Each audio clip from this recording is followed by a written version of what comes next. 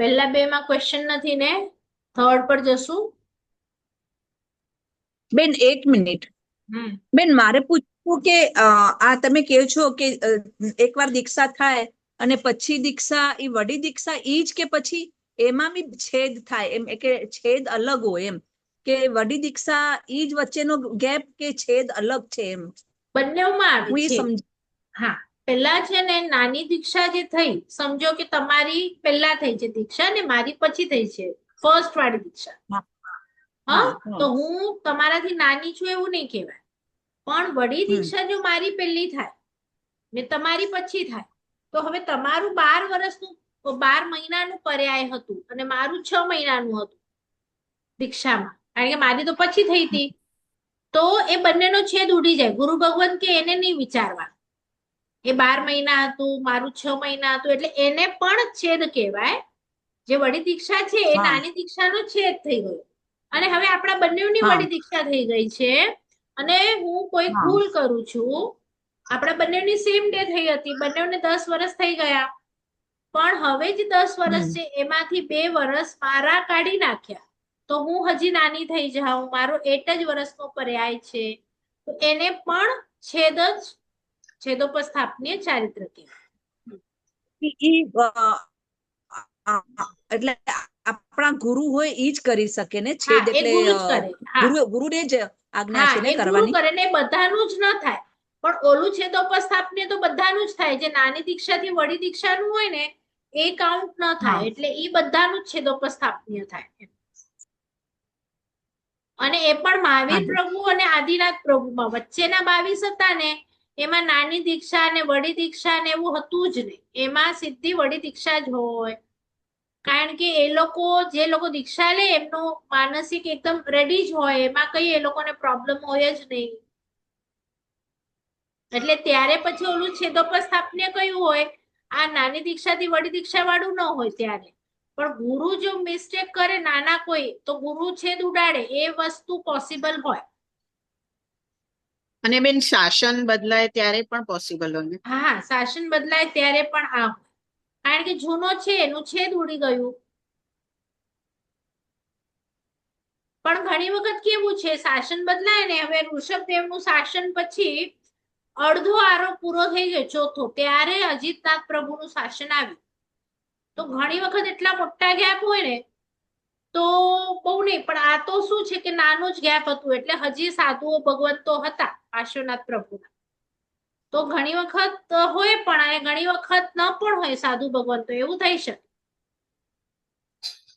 એટલે વચ્ચેનો ગેપ બહુ હોય તો પછી ઘણી વખત જૈન પૂરું થતા થતા સાધુ ઘણી ભગવાન વખત હોય જ ને. દીક્ષાઓ ન પણ હોય, એવું પોસિબલ છે એમ.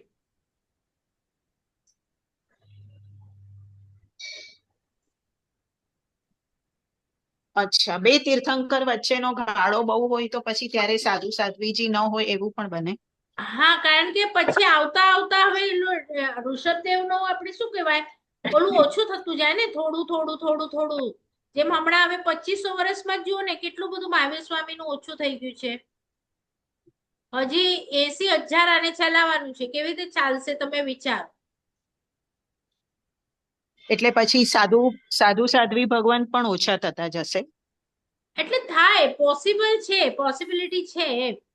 કારણ કે મારા જેવા કોઈ સમજાવે એનું વર્ચસ્વ પછી કેટલું રહે.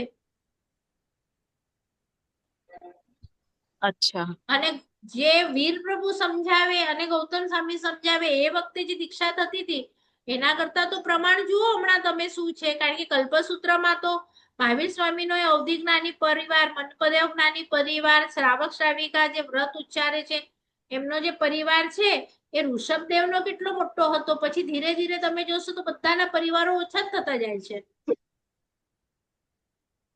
અચ્છા. અને હમણાં પણ આપણા આખા કચ્છના જુઓ ને સાધુ સાધ્વીજી કેટલા છે, અને એમાંય અવધિ ઓછા. જ્ઞાની મન પરેવ કાઢીએ તો સાવ કેટલા જ રે બચ્ચે, તમે વિચારો.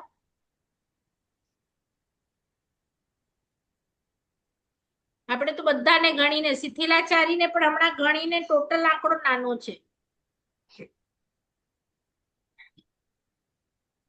છે ને, બરાબર. જશું થર્ડ પર? હા. હા હા બેન. હા. હા, એટલે ઓલું પ્રાયશ્ચિત રૂપે હોય છે અને ઓલાને તીર્થ સંક્રાંતિ કહેવાય. એટલે તીર્થ સંક્રમણ થયું. સંક્રમણ એટલે એકમાં બીજું ભળી ગયું એમ. બંને શબ્દ તમારી બુકમાં છે, બરાબર? હા બેન. હવે પરિહાર વિશુદ્ધિ એટલે હજી વધારે વિશુદ્ધ થવું છે મારે, તો શું કરવાનું? તો તે વખતે શું કરે? જો સાધુ ભગવાન તો કે અહીંયા તો છે ને સુખેથી ગોચરી મળી જાય છે, સારું ઉપાશ્રય છે, તો પ્રભુ મારા કર્મોની નિર્જરા થતી નથી, તો અમે વધારે કર્મ અમારે તોડવા છે, તો શું કરીએ? તો એ વખતે એ સાધુ ભગવંતોનું ગ્રુપ ગુરુની આજ્ઞા લઈ અને આ પરિહાર વિશુદ્ધિ ચારિત્ર ગ્રહણ કરે છે. એમાં શું હોય? 9 સાધુઓ ગચ્છની બહાર નીકળ્યા. 18 મહિના માટે પરિહાર કલ્પ એટલે ફરવા, લાંબે જવાનું, જંગલમાં જવાનું. જંગલમાં જાય પછી ત્યાં શું કરે? 4 સાધુની 2 ટીમ બને, 4 અને 4. અને એક સાધુ હોય એ વાંચનાર, એટલે કે ઓનલી રોજે વ્યાખ્યાન જ આપશે. આ 9 જણનું ગ્રુપ છે એ બહાર ગયું છે. એ કોઈ બીજા સાધુ ભગવાન કે સમાજવાળા સાથે મળશે નહીં. આ લોકો એકલા જ રહેશે. એમાં પછી જે મેં બે ના ગ્રુપ કીધા, 4 સાધુ, તો શું કરશે? 4 સાધુ છે તપ કરશે, એક 4 જણા, અને બીજા 4 જણા છે ને એ એમની વૈયાવચ કરશે. એટલે કે તમે ઉપવાસ કરો છો તો અમે તમારું પગ દબાવી આપીએ, અથવા તમે આંબીલ કરો છો તો અમે તમારા માટે ગોચરી લઈ આવીએ, અથવા અમે તમને જે વસ્તુ જોઈતી હોય અમે લાવી આપીશું. અને એક જે મહાત્મા છે એ રોજે વ્યાખ્યાન આપે. આ 9 જણાનું કામ સમજાયું તમને? પછી 6 મહિના થઈ જાય, બરાબર? તો 6 મહિના થઈ જાય. હવે જે લોકો તપ કરનારા હતા એ લોકો હવે વૈયાવચ કરશે.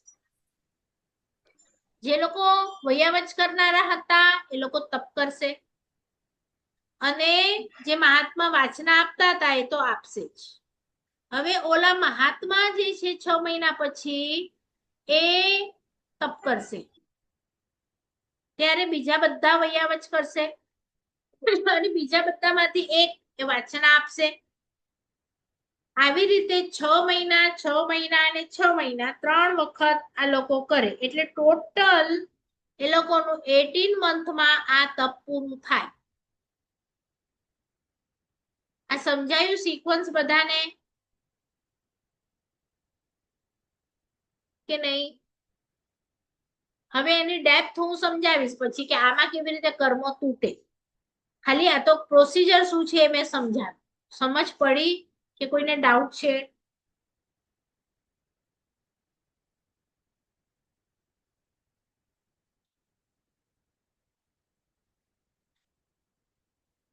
સમજાયું ને? બેન તમે આગળ ડિટેલમાં સમજાવશો ને તો હા કદાચ વધારે ખબર પડશે. હમણાં હજી અમને ક્વેશ્ચન બી નથી આવતા આની માટે, હા એકદમ સમજ નથી પડી. હા, એટલે હમણાં તમે લોકો સમજો 9 જણા છો, બરાબર? એમાંથી 4 જણા તપ કરે છે અને 4 જણા એમની વૈયાવચ કરે છે. 4 જણાને 4 જણા જોઈએ ને વૈયાવચ માટે, અને એક હા જણ છે એ નથી તપ કરતું કે નથી વૈયાવચ કરતું. એનું કામ છે ખાલી વાચના આપવાનું, વ્યાખ્યાન આપવાનું. કારણ કે ગુરુ ભગવંત હોય ને એટલે એમની માટે એક આચાર આવે કે તમારે રોજે જીન વાણી સાંભળવું, બરાબર? તો જીનવાણી આ લોકો બધા તપ અને વૈયાવચ કરે તો કોણ સંભળાવે? એટલે એક મુનિ ભગવંત સંભળાવે. હવે થાય શું? હવે ડેપ્થ જુઓ આ તપની શું છે. ફર્સ્ટ થિંગ થશે કે અહીંયા તો તમે સારી રીતે ઉપાશ્રયમાં રહો છો, ગોચરી મળી જાય છે. ત્યાં તમારે જંગલમાં રહેવાનું છે, ઇઝીલી ગોચરી મળશે નહીં. હવે જો એમાં પણ બધું હું તમને ડેપ્થમાં કહીશ ને તો લખવું હોય તો લખી લો. એમાં કેવું હોય, હું એક ફોટો મોકલું છું તમને હમણાં. એ ફોટો તમે ગ્રુપ ઉપર જોજો. એક સેકન્ડ હું મોકલું. અને પછી પણ તમે જોઈ શકો છો એ ફોટાને.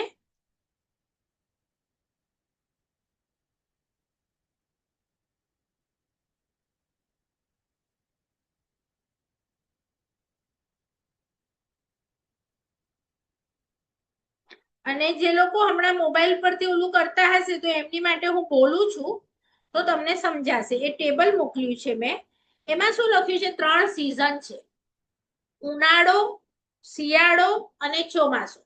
હવે 18 મહિના રહેવું હોય એટલે 3 સિઝન આવવાની છે એ તપમાં, 18 મહિનામાં. એટલે સમજો કે આપણે ઉનાળો ચાલુ છે હમણાં, આપણે બધા ગયા છે, તો એમાં 3 કેટેગરી છે. લાઈક આપણે પણ જો દીક્ષા લેતા હોઈએ તો કોઈક મહાત્મા ખૂબ તપસ્યા કરી શકતા હોય, કોઈક મહાત્મા સાવ ઓછી તપસ્યા, નવકાશી અને ચોવિયાર પણ માંડ થતા હોય, કદાચ એવું થઈ શકે. તો આમાં પણ 3 પ્રકારના હોય. જગન્ય એટલે સાવ નાનું, મધ્યમ અને ઉત્કૃષ્ટ. તો એક ગ્રુપ નીકળ્યું છે ઉત્કૃષ્ટ થી તપ કરે છે, અને એક બીજું ગ્રુપ નીકળ્યું છે આવી જ રીતે 9 જણનું, એ જરા મધ્યમ કરે છે, અને એક જણ નીકળ્યું છે 9 નું, એ સાવ જગન્ય વાળું કરે છે. તો એમાં શું ફરક હોય? આપણે સમજી જગન્ય થી શરૂઆત કરીએ કે આપણી બધાની એટલી બધી કેપેસિટી નથી. તો ઉનાળો છે તો આપણે જે તપ કરવા વાળા છે ને એ શું કરશે? ઉપવાસના પારણે ઉપવાસ કરશે. ઉપવાસના પારણે ઉપવાસ, પારણામાં આંબીલ કરવાનું. અને તમે જંગલમાં છો, હવે આંબીલની રસોઈ લેવા કામ આવવું પડે, તો પહેલા જે ઉપાશ્રયમાં તમને અડધો કલાક લાગતો તો આમાં 2-2.5 કલાક લાગી જાય. અને 2-2.5 કલાક એટલે તમારે નીકળવાનું તો તમારા બપોરના નિત્યક્રમ પતાવીને જવાનું છે વાંચના સાંભળીને, એટલે 1.5, 2, 2.5, 3, 3:30 થઈ જાય. એટલે અડધા લોકોના ઘરે ગોચરી ફિનિશ થઈ જાય, અડધા ઘરના ઘરે ખાલી કૂતરા માટે કાગડા માટે રોટલી કે ભાત રાખ્યો હોય એ જ મળે, ન પણ મળે, બધી પોસિબિલિટી છે. એટલે વધારે ચાન્સીસ જ નથી કે કંઈક આવશે. અને ત્યારે પણ તમારો ભાવ એઝ ઇટ ઇઝ ટકાવી રાખવાનો. અને સુખ સગવડ ઉપાસના જેવી પણ નથી, એટલે પાણી બાણી બધું વધારે જોઈએ છે, ઓછું જોઈએ છે, જેટલું મળ્યું એમાં ચલાવવાનું છે, બરાબર. હવે પછી શિયાળો આવ્યો એટલે સીઝન ચેન્જ થઈ, તો છઠના પારણે છઠ, કારણ કે અનુકૂળ સીઝન છે. ઉપવાસમાં ગરમીમાં તમે ઉપવાસ કરી શકો, તો ઠંડીમાં તો તમે આરામથી 2 ઉપવાસ ખેંચી શકો. એટલે એ લોકો હવે છઠના પારણે છઠ કરશે. પછી ચોમાસામાં એ લોકો હવે અઠમના પારણે અઠમ કરવી પડે એમને. ખ્યાલ આવ્યું? તો આવી રીતે વધતું જાય તપ. આ તો મેં જગન્ય વાળાની લાઈન કીધી. હવે મધ્યમ વાળાની લાઈન કહું તો એ લોકો ઉનાળામાં છઠને પારણે છઠ કરે, પછી અઠમ, પછી 4 ઉપવાસ. અને ઉત્કૃષ્ટ વાળા હોય એ લોકો ઉનાળામાં અઠમને પારણે અઠમ કરે.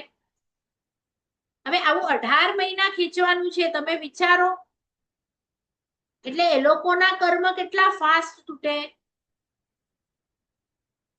4 ઉપવાસના પારણે પણ આંબીલમાં તમને કાંઈ ન મળે અને ફરીથી 4 ઉપવાસ કરવાના હોય અને તમારે કાંઈ મળવાનું જ નથી, વરસાદે પડે તો એ પણ સહન કરવાનું. બેન આંબીલ કમ્પલસરી હોય એમાં? હા, પારમું જે છે, કારણ કે પર્યાય વિશુદ્ધિ માટે નીકળ્યા છે ને, હજી વિશુદ્ધ કરવું છે મારે, તો કઈ રોટલી પૂરી તો થોડી મળવાના છે, તમે વોરાવી જ ન શકો. કર્મ ક્યારે વધારે તૂટે, આંબીલમાં કે એકાદશામાં? આંબીલમાં. એટલે કમ્પલસરી જ છે આ પરિહાર વિશુદ્ધિ, એટલે કોઈ નિયમ નથી, પણ આ લોકો પોતાની રીતે નિયમો બનાવીને ગયા છે કે વિશુદ્ધિ હજી વધારવી છે. ઉપાસનામાં તો થતી જ નથી, તો શું કરીએ અમે? એટલે એ લોકો પછી ચોમાસામાં 5 ઉપવાસને પારણે 5 ઉપવાસ કરે. આ ઉત્કૃષ્ટ વાળા. અને પછી હવે તમે જુઓ, તમારે ચેન્જ કરવાની, પ્રોસિજર ચેન્જ કરવાની. તો પ્રોસિજરમાં જે હમણાં સુધી સમજો કે આજ સુધી તમે મારા પગ દબાવી આપતા હતા, પણ હવે કાલથી મારે દબાવવાના છે.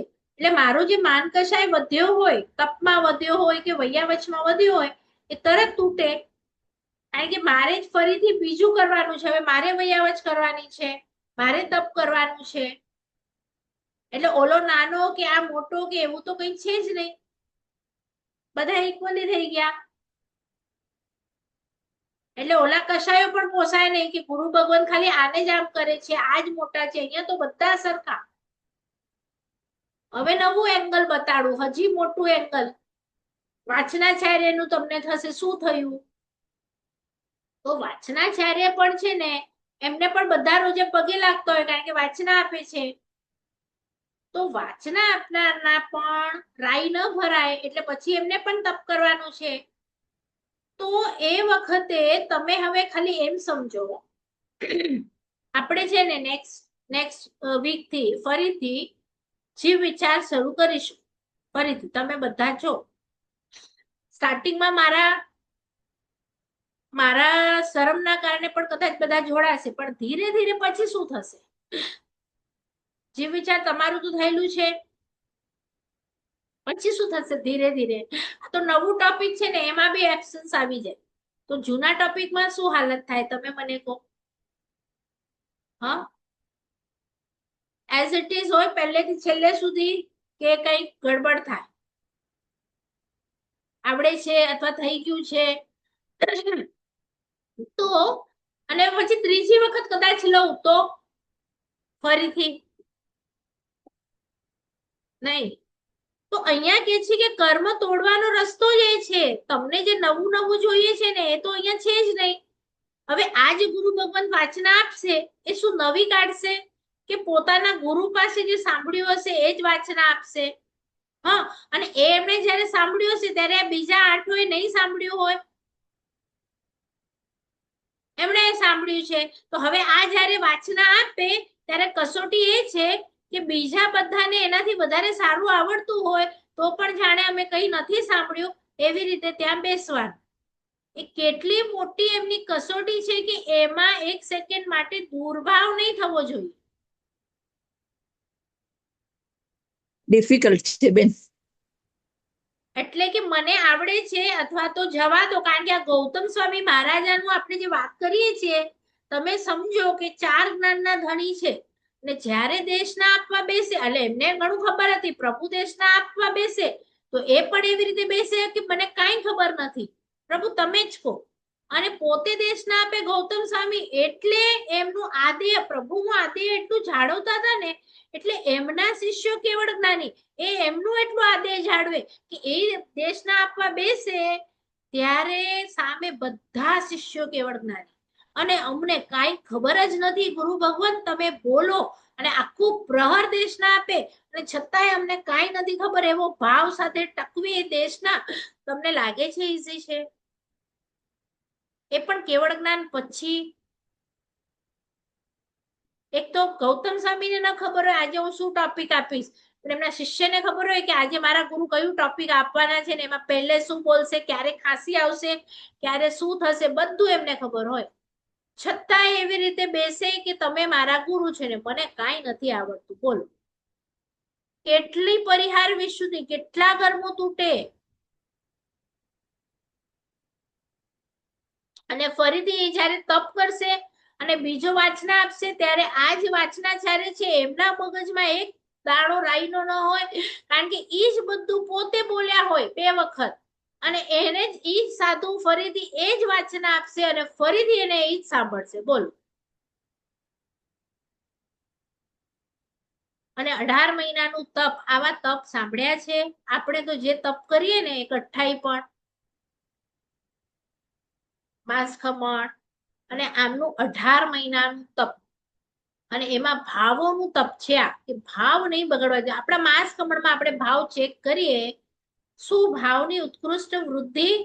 કોઈક વિચારો કંઈક ભૂલ કરી નાખે, કામવાળી હોય કે વહુ હોય, તેનું આવી બને, શું થાય? બોલો, ભાવોનું તપ. બોલ, ભાવોની તપની વાત છે. તમારું માંસ ખમણ કદાચ બરોબર થઈ પણ જાય, પણ એસી બગડ્યું હોય, ફૂલ ગરમી હોય, અને દીકરો રિપેર ન કરાવતો હોય તો? એટલે આ પરિહાર વિશુદ્ધિ એને ચારિત્રમાં ગણાય. પણ આપણું માંસ ખમણ ચારિત્રમાં આવે છે કે નહીં? કારણ કે ક્ષમતાની વૃદ્ધિ થવી જોઈએ, અને ભેગા થયેલા કર્મ તૂટવા જ જોઈએ, તો જ અમે ચારિત્રનું નામ આપીશું. જો ન તૂટે, વધારે બંધાય, તો એને ચારિત્રનું નામ કેવી રીતે અપાય? ખ્યાલ આવ્યો? પરિહાર વિશુદ્ધિ એટલે એ લોકો 18 મહિના કરે અને એમાં તો હજી એમને મન થાય તો હજી પાછા ગુરુ ભગવાન જાય ગુરુ પાસે અને કહીને આવે એમને કે અમે કદાચ શક્ય છે તો આપની પસાય હશે તો 2 વખત પરિહાર વિશુદ્ધિ કરવી છે. તો એ લોકો 18 ને 18 36 મહિના ત્યારે, કારણ કે પહેલાના ભગવંતોના આયુષ્ય મોટા હતા તો એમાં જે સાધુ ભગવંતો છે ને એ લોકો કન્ટિન્યુઅસ 2 વખત પરિહાર વિશુદ્ધિ પણ કરી શકે, કન્ટિન્યુઅસ. પહેલા જાય ને ત્યારે જ કહીને જાય કે અમે કદાચ 2 વખત કરીશું, પણ 2 વખત થાય ને એટલે પછી કમ્પલસરી આવવું પડે, કારણ કે ગુરુની નિશ્રા જરૂરી છે. આટલો લાંબો સમય તમે ગુરુથી દૂર ન રહી શકો, એટલે 36 મહિનાથી વધારે ના પાડી છે. કારણ કે ઘણી વખત પછી તમારા ભાવો ટકે નહીં, તમે ઉતરતા ભાવ થઈ જાય તો દીક્ષામાં સ્થિરતા રાખવી ખૂબ જરૂરી છે. એટલે 2 વખત પછી કમ્પલસરી પાછું આવવું. એટલે આ બધા વિષયો ડેપ્થમાં જોવા જેવા છે. આ તો ખાલી તમને સ્ટાર્ટરની જેમ કે આવા આવા નામો છે, આવા આવા ચારિત્રો છે. તમને ક્યાંક કથા હશે ને તો ત્યાં આવશે, કોઈક સાધુ ભગવંતનું વાંચશો ને તો એમના ચારિત્રમાં આવશે કે એમણે પરિહાર વિશુદ્ધિ ગ્રહણ કર્યું, એમણે છે તો આ કંઈ પણ ગ્રહણ કરે. આવા તો નામ ખબર હોય તો તમને ખબર પડે કે એ શું કરવાના છે, નહીં તો તમે શું કરો બોલો. દીક્ષા એટલે દીક્ષા એટલું જ ખબર હોય તમને, એવું નથી. બરાબર, જશું આગળ. ચલો, એના પરિહાર વિશુદ્ધિ હમણાં બી હજી હમણાંના કાળમાં બી આ વસ્તુ બધા સાધુ ભગવાન તો કરતા જ હોય છે આ વસ્તુ. નહીં એની માટે સંગઠન નહીં, હમણાં છે ને અલાઉડ જ નથી કરતા ને. કોણ જાય છે બહાર? અહીંયા રહીને નથી કરતા બધો બરોબર. જો બહાર મોકલે ગુરુથી 1 પણ મહિનો બહાર તો એમનો આપણે ડાઉન જ થઈ જાય છે બધું, એટલે અલાઉડ નથી હમણાં. એમના સંગઠન મજબૂત જોઈએ, ગુરુ બરોબર જોઈએ, કારણ કે આપણે કીધું કે સારા છોકરા ના હોય તો બોર્ડિંગમાં હજી વધારે બગડી બને, કારણ કે ઓડા માપે જો કંટ્રોલ પણ ન હોય. એટલે એવું નથી.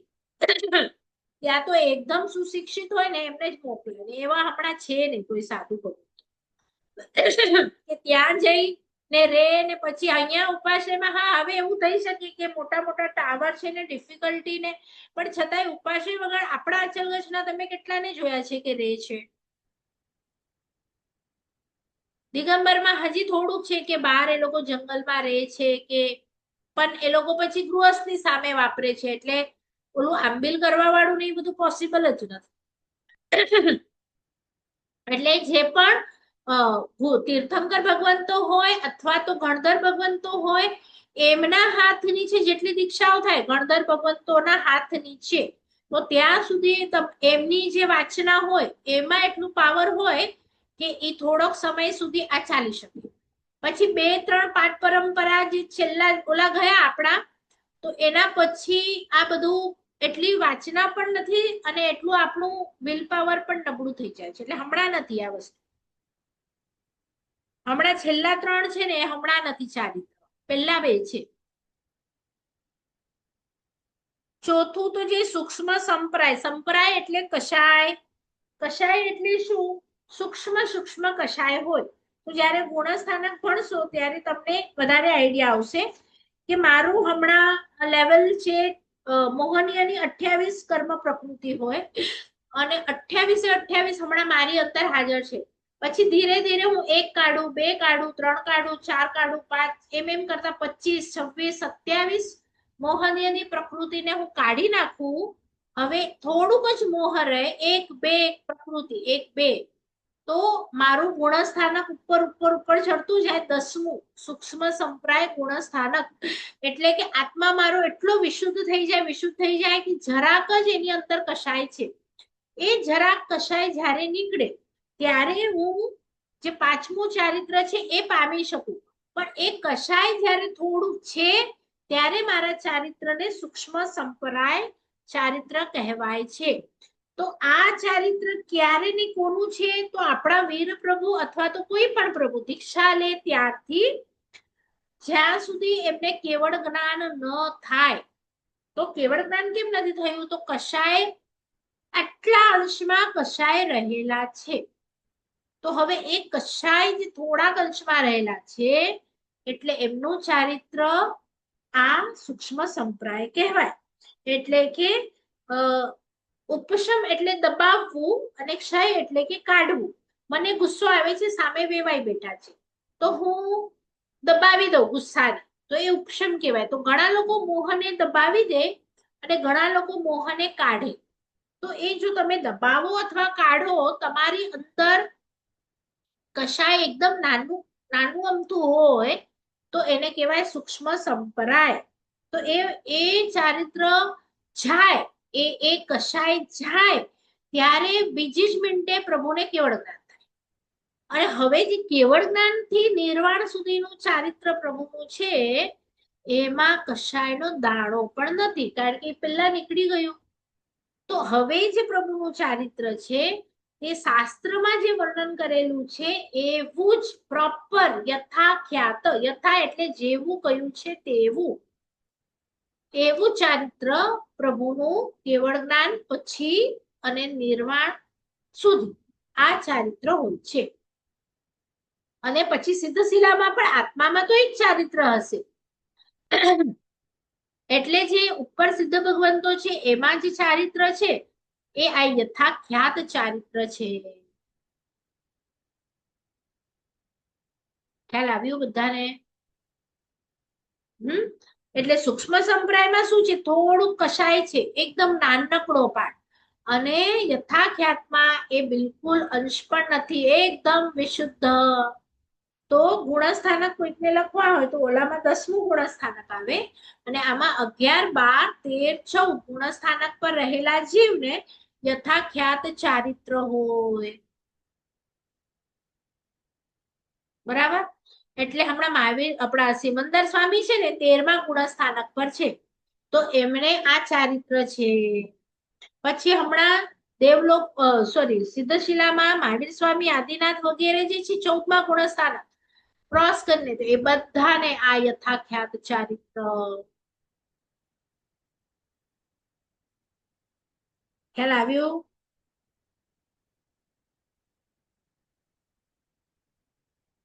આમાં શું હોય? વિતરાગ નહીં, વિતરાગ જેવા નહીં, વિતરાગી કહેવાય. વિતરાગી તો રાગ નીકળી ગયો છે જેનો એટલે એક અંશ પણ નથી રાગ, એટલે એકદમ પ્રભુ જેવા. સમજો કે ગૌતમ સ્વામી છે, એમને કેવળ જ્ઞાન થઈ ગયું. તો કેવળ જ્ઞાન થઈ ગયું એના પછીનું જે એમનું ચારિત્ર હતું એ આ યથાખ્યાત ચારિત્ર હતું. જેવું વીર પ્રભુનું હતું એવું જ ચારિત્ર હતું એમ. એટલે જેમને જેમને કેવળ જ્ઞાન થઈ જાય, ક્યારે થઈ જાય? 10મું ગુણસ્થાનક જે હતું સૂક્ષ્મ સંપ્રાય એ નીકળી ગયું, એના પછી જ આ વસ્તુ પોસિબલ છે, યથાખ્યાત. નામ અઘરા છે પણ સમજવું ઈઝી છે. એટલે તમારી હવે તમે જોશો ને તો પરિહાર ગાથામાં 32માં સંપરાય, પછી બીજી જે લાઈન છે એમાં તત્વો અખહાય, અહખ્યાય, ખાયમ, સંવમી, જીવ લોઘમી, જમ ચરી ઉણ સુવિહિયા, વચ્છંતી ઐરામરમ ઠાણમ. એનો અર્થ છે પહેલું સામાયિક, બીજું છે તો સ્થાનિક ચારિત્ર, પરિહાર વિશુદ્ધિ તેમજ સૂક્ષ્મ સંપ્રાય ચારિત્ર છે. આ 32મી ગાથા. અને પછી યથાખ્યાત એટલે શું? એની ડેફિનેશન છે કે સર્વ જીવલોકમાં ખ્યાત એટલે કે પ્રસિદ્ધ ચરિત્ર છે, જેને આચરીને સુવિહિતો મોક્ષ તરફ જાય છે.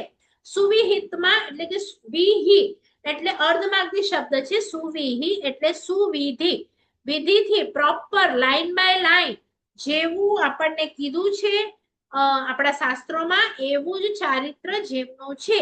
એવા સુવિહિત સાધુ પણ હોઈ શકે, શ્રાવક પણ હોઈ શકે. તો એ બધાને યથાખ્યાત ચારિત્ર છે. જેમને કેવળ જ્ઞાન થયું છે એવા શ્રાવકોની વાત કરું છું. બરાબર? તો આ 5 પ્રકારના ચારિત્ર છે.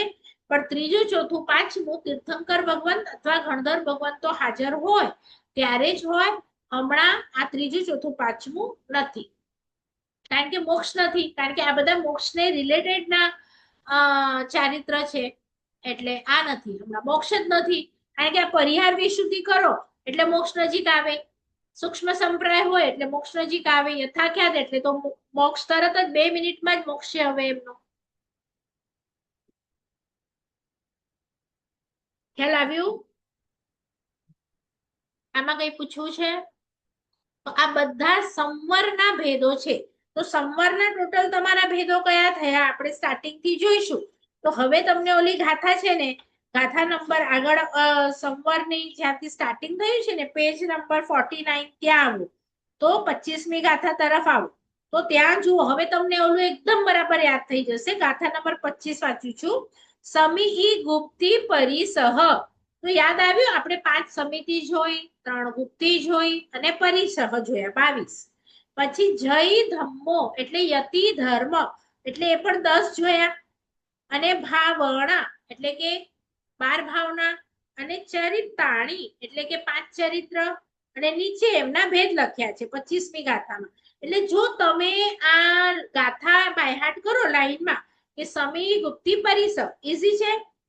જય ધમ્મો એટલે યતિ ધર્મ, જય ધમ્મો અને ભાવના અને પરિશાણી. તો લાઈનમાં તમને 57 ભેદ સંવરના યાદ આવી જાય. નહીં તો શું થાય ક્યારેક તમે પરિસહ પહેલા બોલો, ભાવના પહેલા બોલો, આગળ પાછળ નહીં. મેં કીધું તું ને સિક્વન્સ એ જ રહેવું જોઈએ. જે સમિતિ પાડે એ જ ગુપ્તી પાડી શકે, એ જ પરિસહ સન કરી શકે, એ જ પછી યતિ ધર્મ પાડી શકે અને યતિ ધર્મ પાડે એ જ એક્ઝેક્ટ પ્રભુએ કહ્યું છે એવું ચારિત્ર પાડી શકે. લાઈન બાય લાઈન તમારો સંવર વધતો જાય. હમણાં સમજો હું 5% ની સમિતિ પાડું છું કે ઘરમાં હું તો નીચે જોઉં છું, બહાર નીચે નથી જોતી, તો 5% મારું સંવર થયું. અને તમારું કદાચ 12 પણ તમે જુઓ છો તો 50% થયું, તો સંવર 50% થયું. એટલે જેટલા પ્રમાણમાં સમિતિ ગુપ્તી પાડશો, પરિસહ સહન કરશો એટલા પ્રમાણમાં સંવર આવ્યું કહેવાય.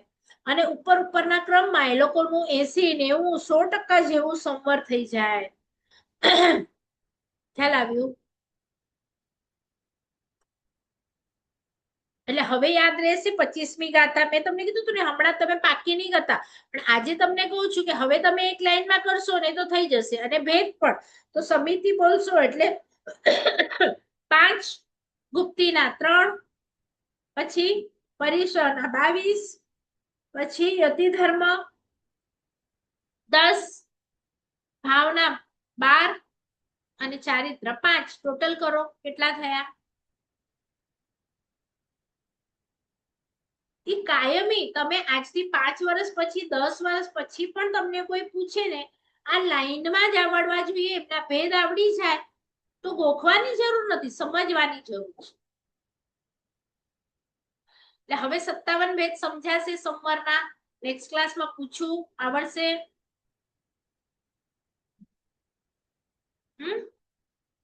ચલો તો નેક્સ્ટ ક્લાસ થી તો નિર્જરા તત્વ એકદમ ફેવરેટ બધાનું તત્વ છે. અને તમે જે સમજ્યા છો એ આખું ઊંધું છે. એને આપણે જંબલક કરીશું. આખું બાહ્ય તપ, અભ્યંતર તપ શું છે, તપ કોને કહેવાય, એટલે બધા અટેન્ડ કરજો. લગભગ નેક્સ્ટમાં આ તત્વ પૂરું થઈ જશે. એક જ ક્લાસમાં પૂરું થઈ જશે. જો આમ તો આપણે જઈએ તો એક એક ક્લાસમાં એક એક તપ થાય કે અંશન તપને એક આખો ક્લાસ આપીએ તો એને ડિટેલમાં, પણ હમણાં આપણે એકમાં કમ્પ્લીટ કરીશું. તે છતાં તમે કહેશો કે આ એક તપ અમને હજી વધારે ડિટેલમાં કરવું છે તો આપણે હજી એક ક્લાસ કરીશું. નહીં તો એના પછી બંધ તત્વ એ કર્મ ગ્રંથ સાથે રિલેટેડ છે, એમાં પછી કોઈ એબ્સેન્ટ રહેતા નહીં. કારણ કે એ તમને આવડશે તો તમે આખા 6 કર્મ ગ્રંથ સમજી શકશો. બરાબર? કોઈને કઈ પૂછવું છે આજ વિશે? અનિતાબેન છે ને એમણે જેનોલોજી બધા કર્યા હતા, તો રિક્વેસ્ટ છે એમની પાસેથી બુક લઈ અને આ આખું ચેપ્ટર એમાં ડિટેલમાં છે, વાંચજો. જેનોલોજીની 5 બુક્સ તમારી પાસે ન હોય તો બીજી બુકમાં જીવ વિચાર છે, ત્રીજી બુકમાં નવતત્વ છે અને આનો ત્રીજો ચેપ્ટર છે કર્મગ્રંથ 1 છે. તો ઈ આ બુક વસાવશો તો તમે હમણાં જે જય દર્શન એસેપનું કર્યું છે એમાં થોડું શોર્ટમાં છે, આમાં થોડું લોંગમાં છે, વિથ ફોટોગ્રાફ્સ છે આમાં પણ, એટલે તમને મજા આવશે. અથવા તો 200 રૂપીસની તમે વિદ્યાપીઠની ઓફિસથી પણ મંગાવી શકો છો. બરાબર? ચલો, જીન આજ્ઞા વિરુદ્ધ કંઈ પણ બોલાયું હોય તો મિચ્છામિ દુક્કડમ સર્વમંગલ માંગલ્યમ સર્વકલ્યાણ કારણમ પ્રધાનમ સર્વધર્માણામ જૈનમ જયતિ શાસનમ. શાતામાં રહેજો બધા. કોઈને બેન ડિફિકલ્ટી તમે ડાઉટ્સ? શાતામાં છો? દેવુર પ્રસાદ ભાવ સમજાયા? ઘણા બધા ભાવ મેં એક્સપ્લેન કર્યા. આ તો આપણે કહીએ ને બિંદુ જેટલા છે, પણ દરેક વખતે નજીક નજીકમાં ભાવો હોય પણ નામ એમનું અલગ આવી જાય. તો કોઈ પણ તમે જે ક્વેશ્ચન લખ્યા હોય એમાં રહી ગયું હોય તો મને પૂછી લેજો નેક્સ્ટ ટાઈમમાં. તો એ ભાવ લખજો અને એ ભાવ પ્રમાણે આપણે વર્તવાનું છે. આપણને તો બળે લાગે કે બળે બહુ સારી રીતે સહન ક્યાં, પણ કોઈકમાં સહનશીલતા હશે, કોઈકમાં સમતા હશે, કોઈકમાં ઉદાત્ત ભાવ હશે.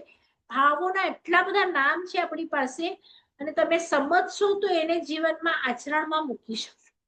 એટલે સમજવા ખૂબ જરૂરી છે. સમતા અલગ, પછી સમાધિ અલગ, પછી આગળ જતા હજી ઘણા બધા એવા નામો આવશે. અપ્રમત્ત દશા આવશે, સ્થિત પ્રજ્ઞતા આવશે. આ ગુણોના નામ છે. તો કોઈક મહાત્મામાં આ ગુણ છે તો એ હવે સ્થિત પ્રજ્ઞ કહેશે તમને. આવશે હમણાં તમારા ચોમાસું છે કોઈક વ્યાખ્યાનમાં, તો સ્થિત પ્રજ્ઞ એટલે શું તો તમને આવડવું જોઈએ. એ ગુણો છે બધા સાધુ ભગવંતો આપણા શ્રાવકોના. એક એક ગુણ ખીલે ને પછી એ દશા આવતી જાય.